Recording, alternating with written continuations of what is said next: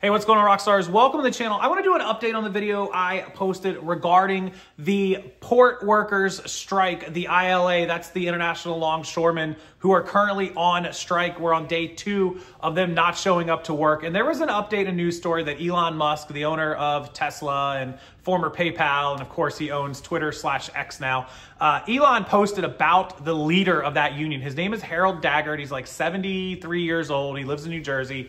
And he came out and did a TV interview basically yelling at people, saying the longshoremen during COVID took care of this country. They imported stuff. They processed all this stuff. They brought it in. They did us all a favor, which is really, you know, they did a really hard job at a really hard time, and we praise them, and they deserve to be paid well. And trust me, I'm not against that at all. However, what they are asking for, a 70+% raise to go up from making 80 and 100 grand to making $120,000, $140,000 is drastic. It's like the biggest raise I've ever seen anyone, including any union, ask for. And I think they're out of their minds and that they are being greedy. And I think the reason they're doing it is because the leadership, this guy, Harold Daggert, in my opinion, realize that they have this country by the proverbial testicles, and there's not a lot anyone can do, because without them, he's right, without them, cars, produce, products do not come into this country, and not at a rate that we can keep up with. And American-made stuff is generally more expensive.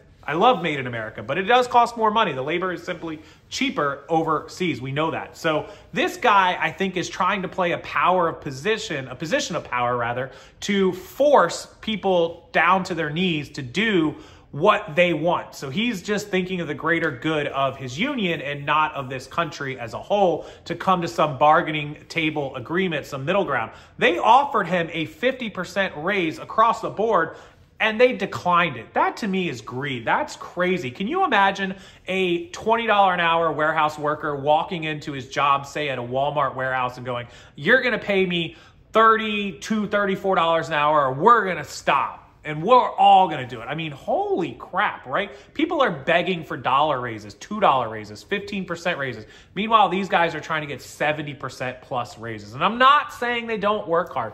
I have a neighbor who works for the Port of Tampa. I have a friend who works as a longshoreman. They work very, very hard and long hours, but man, you signed up for it and you're paid very, very well for it, including benefits for most of them, if not all. What more is it that you need? Like, if you need that much more money, it could be a lifestyle, or maybe you need to change career paths to make much more money, right?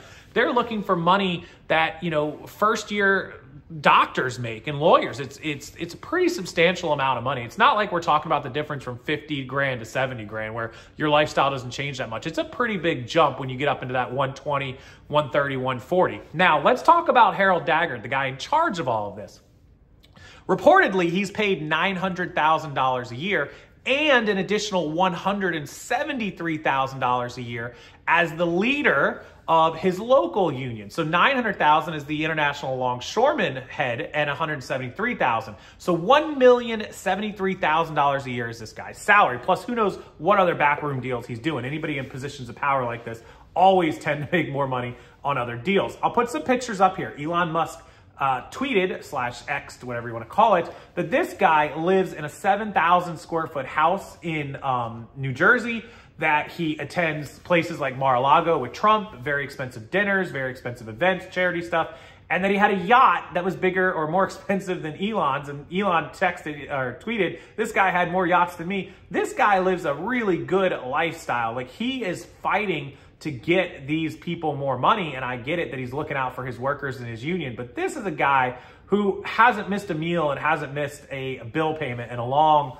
long time. And this may be why he's a fighter, and you love to see that. But man, am I wrong for thinking this guy's being super greedy and super overreaching and just being pretty pugnacious and pretty bold with what he's asking for his union members? I'm sure they love him for sticking up for him, but man, you got to think about not just yourself. You got to think about this country and working something out to the middle ground. Also, as a PSA to the end of this video, I should have put this at the beginning of the video, but it is what it is. Please do not go out and hoard toilet paper or whatever it is you guys are buying millions of. We're not going to run out of this stuff, not anytime in the near future, at least. It may go up a few pennies, it may go up 50 cents, but we're not gonna run out of it. The only way we're gonna run out of it is if you clowns go out and buy 47 packs of it and stuff it in your cabinet to last you the next 16 years. It's not necessary. It really isn't. If you want to go buy toilet paper because your house is getting low and you legitimately need some, like, by all means. But don't roll the 3 shopping carts out full of toilet paper that I saw in a video clip today on Twitter. It's not the pandemic. It's not COVID. Please don't. And even then, it wasn't.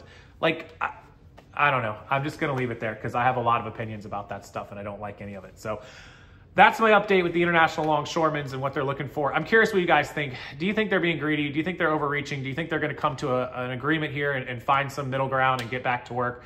If not, like I said, if this goes a couple of weeks, we'll be okay. If this goes a couple of months throughout the whole holiday season in the next year, we could be in some trouble with some goods, products, and prices. A couple of weeks isn't going to kill us. It sucks and it's going to hurt, but not going to do major damage. A couple of months will impact this economy drastically. Somebody corrected me on my other video that it's $5 billion a day, not per week. So that would put them somewhere around, what, $150 billion a month, half a trillion if it goes just 3 months, just 90 days that they would affect the economy. So that's where we're at with the update on that. People ask me for that. I'm going to try to get in touch with my neighbor who works at the port tonight. I was unable to reach him yesterday. I did tag him in my story and on my video, but he didn't respond. So I'm going to take a stroll. He only lives about 5 houses down. So I'm going to go talk to him. We're good friends, playing on softball together. We coached the softball team together. So I'm going to see what he has to say about it.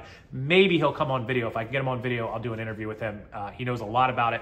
He's done it a lot of years. So let me see what I can do with that. And until next time, thanks for watching. Appreciate it. Hit that like button, subscribe to the channel. Go check out the links down below, including my listing and fulfillment service for eBay sellers. And also, if you need a store audit or review for eBay, they're available. Rockstarflipper at gmail.com. 1 week, 2 week, and 4 week plans. I will see everyone next time.